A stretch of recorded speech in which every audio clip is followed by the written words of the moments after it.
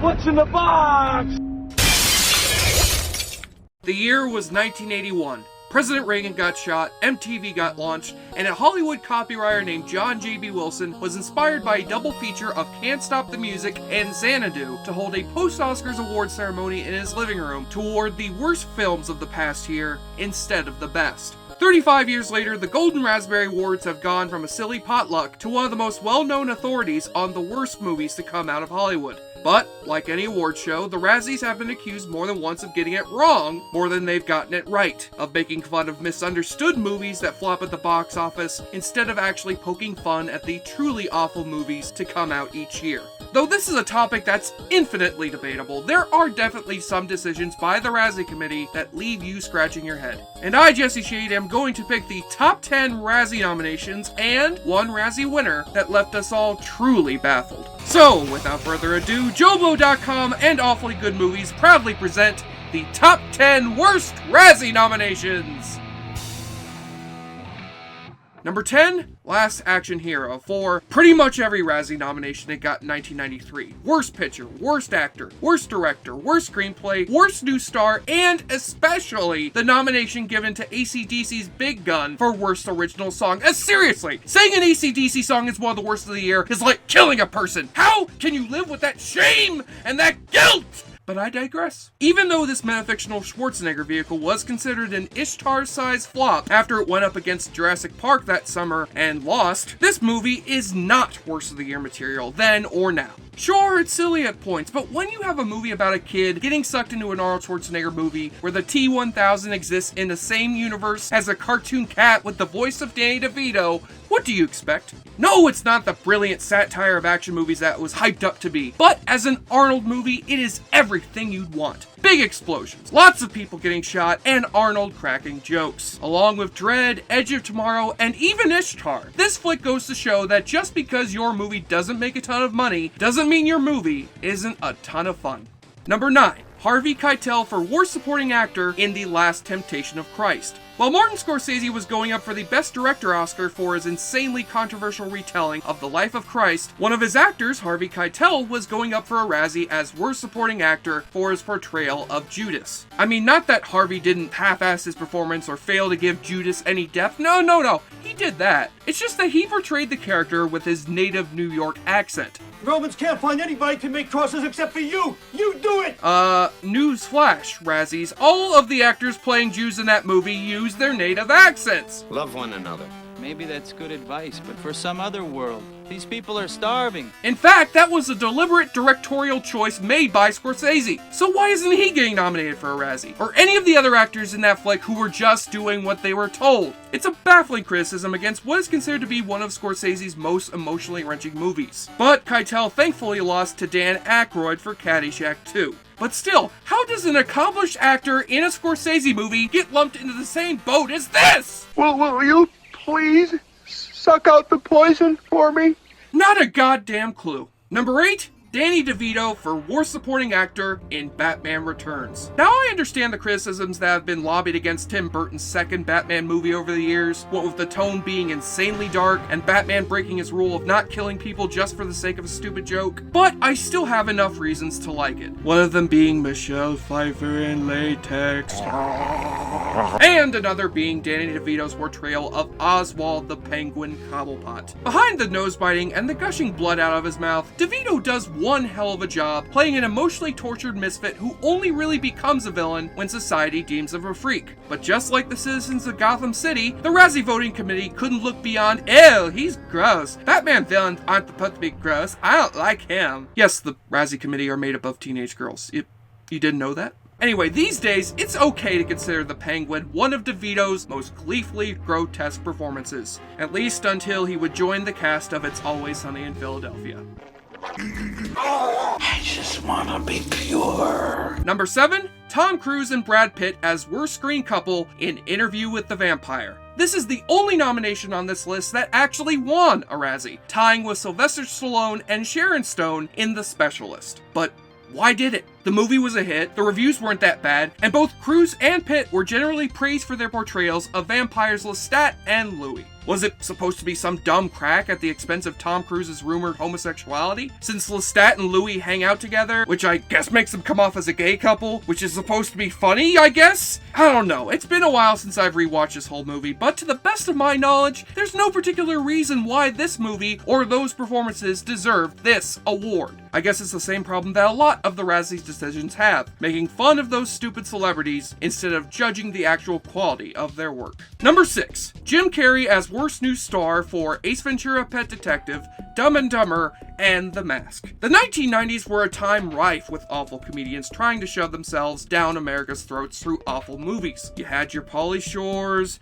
your Carrot Tops, your Andrew Dice Clays, and for some reason, Jim Carrey got lumped in that category back when he officially came onto the movie scene in 1994 with 3 hit comedies that didn't astound critics but were beloved by audiences, while his butt-talking shit got parodied on TV comedies from The Critic, A shooting star. Make a wish, Dad.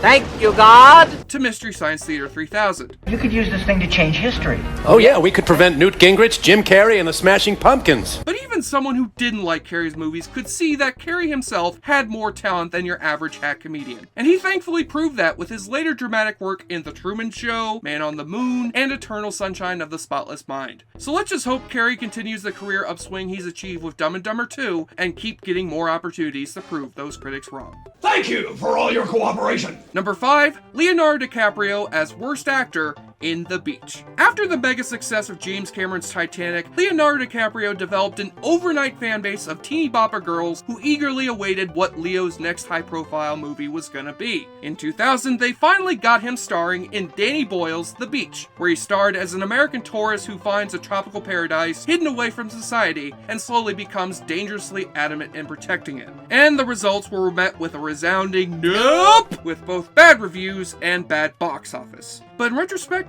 The Beach is actually a pretty solid movie if you give it a chance. And DiCaprio delivers a great performance, which started a new phase in his career of proving to the world that there was far more to him than just a pretty face. But after Titanic, the Razzies weren't having that shit.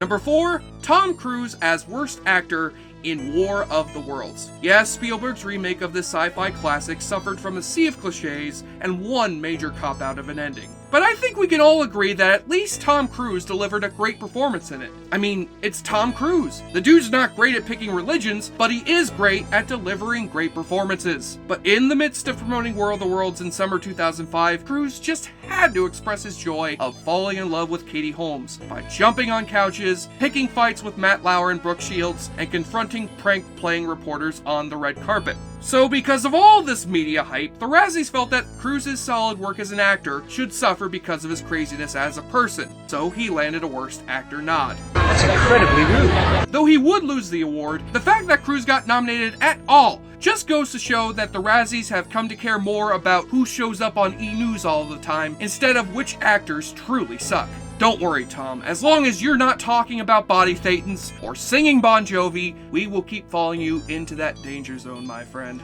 Number 3, Ennio Morricone for Worst Original Score of The Thing. Today, John Carpenter's 1982 remake of The Thing stands as one of his finest works. But back in 1982, it was released a mere 2 weeks after E.T., and audiences did not want their images of sweet, heavenly aliens sullied by images of ones who tear dogs inside out and chop people's hands off. Still, even with its financial and critical failure back in the day, one of the things people were not hating about the movie was the minimalist soundtrack by the legendary Ennio Morricone.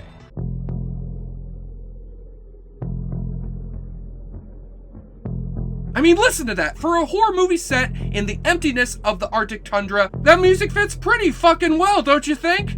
Either the Razzie Committee is deaf or holds some weird beef against Ennio Morricone because this score getting nominated is a complete travesty. So, to the Razzie voters, I'd like to quote R.J. McCready and say to you, Fuck you too!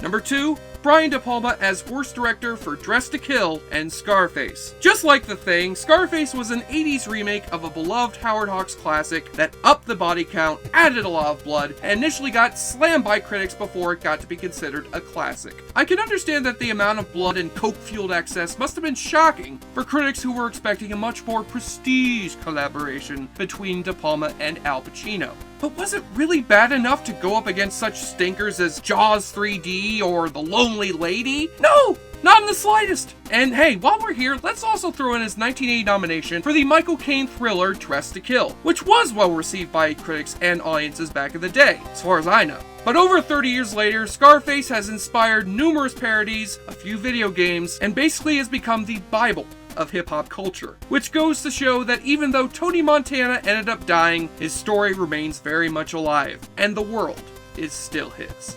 And now, for our number one most undeserving Razzie nomination, the award goes to Stanley Kubrick as Worst Director and Shelley Duvall as Worst Actress for The Shining. No, you did not hear that wrong. In the first year of their existence, the Razzies did indeed have the balls to throw some shit upon one of the greatest horror movies ever made. Granted, The Shining was also another 1980s classic, not seen as much of a classic back in the 1980s. But even so, I can't imagine a Razzie voter watching Stanley Kubrick's ruthless perfectionism up on the big screen, only to merely say, "Oh dude, this sucks. This is right up there with Xanadu." Now, in the case of Shelley Duvall's performance, I can sort of see why they chose her. Duvall's portrayal of a woman in constant terror of her crazed husband has been seen as a weak point of the movie, not just by a few film critics, but by Shining author Stephen King as well, saying it was far from emblematic of the stronger character that Wendy Torrance was in his original novel. Then again, his view of a good adaptation was that shitty ABC miniseries he wrote, so advantage Kubrick. But still, in terms of the movie as just a movie and not an adaptation, I think we can agree that anyone who had to live in an isolated hotel with a husband as crazy as Jack Torrance in that movie would be shrieking and crying a good deal of the time as well. Also, the fact that Duvall got along with Kubrick during filming, as well as Taco Bell gets along with the human stomach, probably helped her perpetually scared performance be that much more authentic.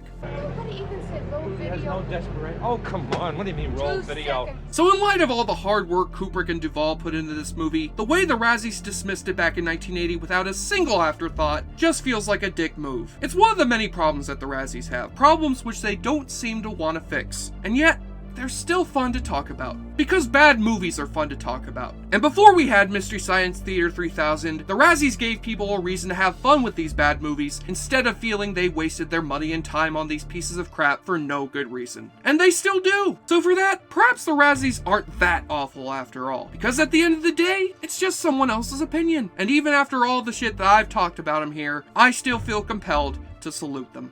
But still, Last Action Hero is kick-ass. I don't care what the fuck you guys say.